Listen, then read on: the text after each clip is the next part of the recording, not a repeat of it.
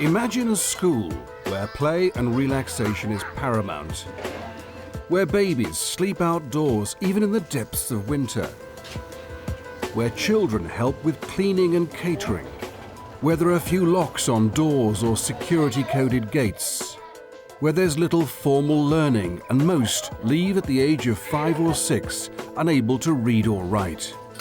This is preschool education Swedish style.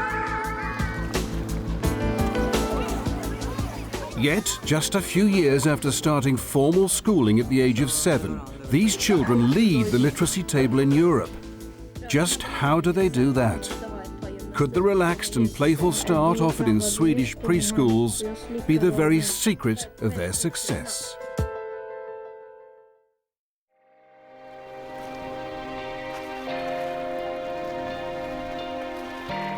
Dawn breaks in Motala, a small town set beside Sweden's second biggest lake. And already parents are arriving at this state preschool, which takes 1 to 6-year-olds and is open from 6 a.m. to 6 p.m. I start at 7. That's why I leave my children so early. Both me and my husband starts at 7 o'clock. Yeah. So it's very important. It's the difference between having an opportunity to have a job and not having that opportunity. It's very, very important. It's not free, but heavily subsidised. The most parents pay is just £7.50 per child for a whole day, and that includes all meals, drinks and snacks. Maten på bordet och händerna i knä. Maten på bordet och varsågod och ät. The day starts with a song and is followed by breakfast. No marmalade, jam or sugar-coated cereals, just homemade bread, cheese and porridge. We sit in different rooms to have a smaller group. It's like the family at home. The same vertically grouped classes will eat, socialise and play in these homely rooms for their entire time at the preschool. So there's no anxiety about going up to a new class each September.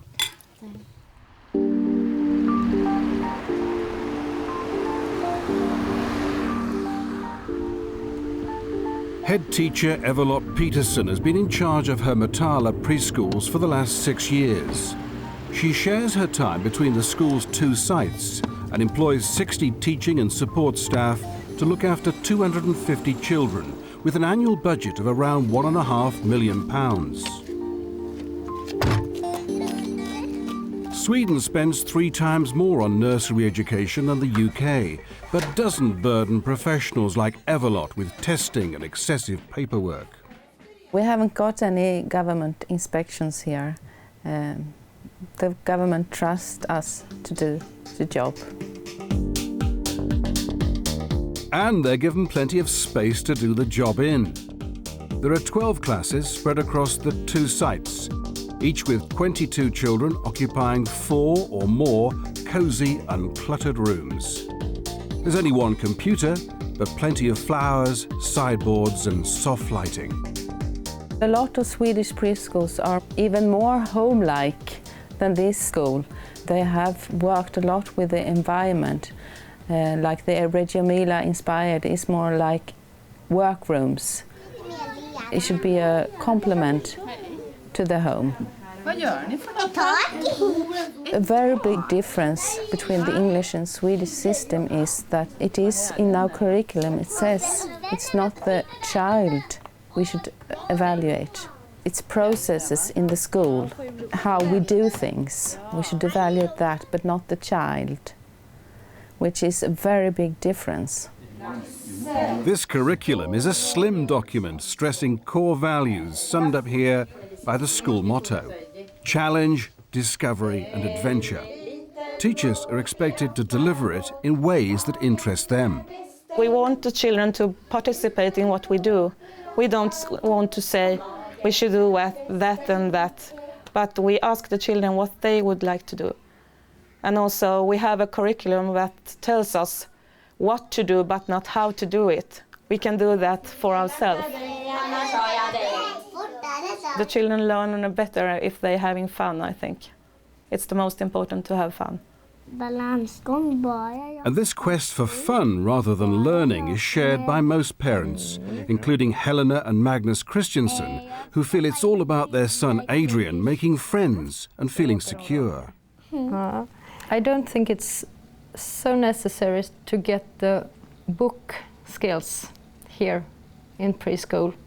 It's more important to get the social skills. And then if they play with letters and sing a lot of songs and rhymes to learn the language in a playful way, that's a very, very good base to stand on when you get into our real Swedish school. Some of the teachers here have heard about the UK's early years curriculum, which prescribes learning goals or outcomes that teachers are expected to work towards, and give it pretty short shrift. I think it sounds rather boring. Yes. You have to do many things that are decided on forehead. When you work, you don't have much to decide by yourself.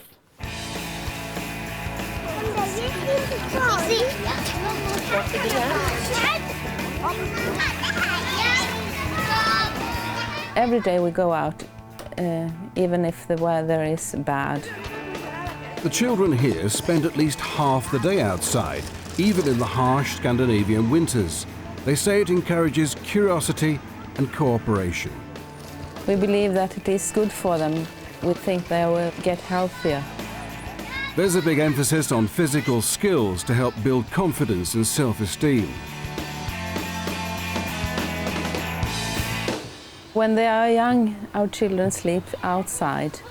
They sleep from half an hour to an hour.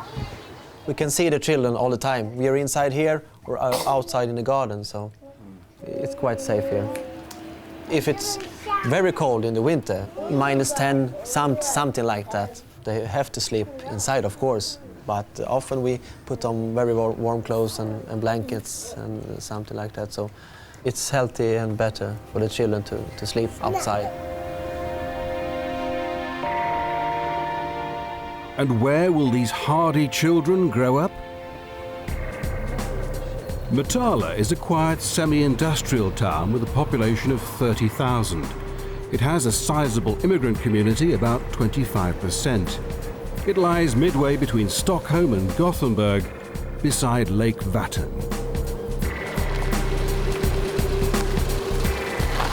At the end of another long and busy day, head teacher Evelot Peterson heads home.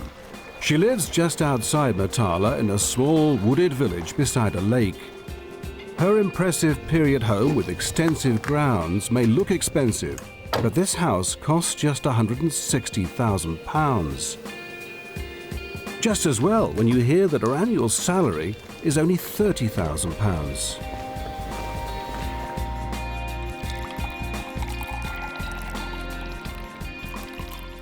Must be good, this wine.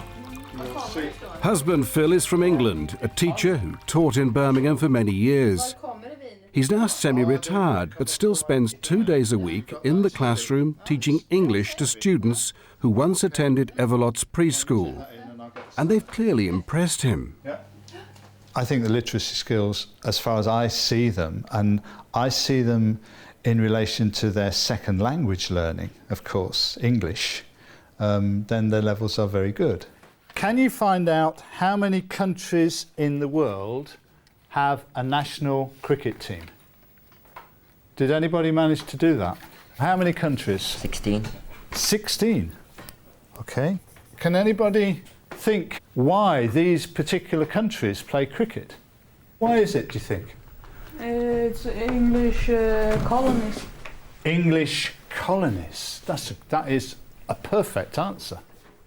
Formal schooling officially doesn't start till 7. The normal sort of compulsory school age is 7 to 16. And before 7, reading and literacy aren't really matters of concern. I'm going to ask you how old you were when you first started to read and write, to learn to read and write. 5 or 6. 5 or 6? 5.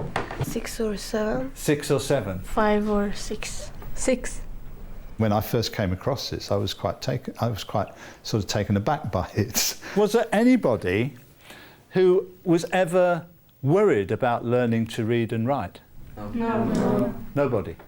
If this was in England, we'd be thinking there's something wrong here. You know, why aren't they reading? Why haven't they got further in their development? It's not as if they aren't developing perfectly well. They are. I mean, they're bright, young children. It's a good time to learn to read and write around 5 or 6 because you think a lot of things are interesting and you want to learn stuff because older kids learn stuff and you want to be like them. I think 3-year-olds must have the chance to be kids, and then when they grow older they can have the opportunity to learn and read. It's your time then to be a baby, not to learn. Allowing time to be a baby. Perhaps that's the key to understanding the success of preschools in Sweden. Their governments say this should be a place of fun for 1 to 6-year-olds to feel safe and secure. A place where they learn almost exclusively through play and where they do things for themselves. We try to get the children doing as much as they can themselves. If we can give them the trust to be on their own, they will take that responsibility. And it's a lot about social training, and training together with other children is very important. Like they are laying the tables. It's a cooperation with other children.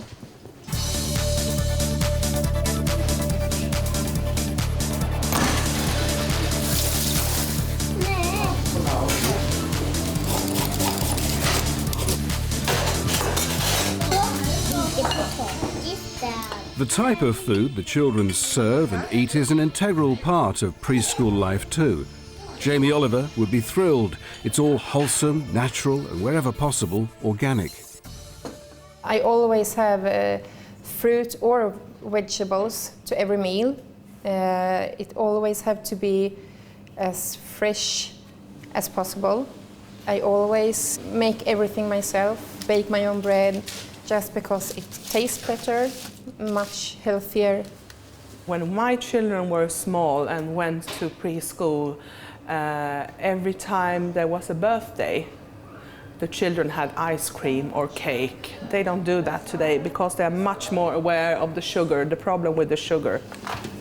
Today I'm making something called kåldolmar. Typical Swedish, it's minced meat with cabbage. You put minced meat into the cabbage and then you prepare it in the oven.